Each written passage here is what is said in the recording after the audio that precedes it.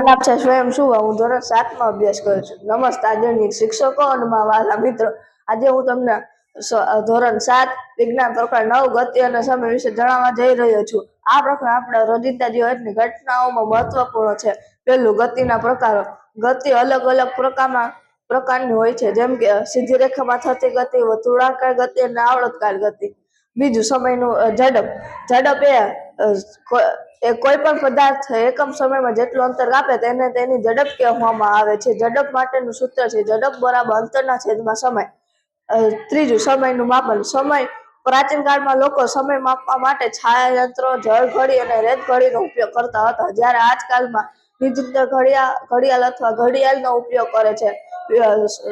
સાદું લોલક એ આવર્તકાર ગતિનું ઉત્તમ ઉદાહરણ છે.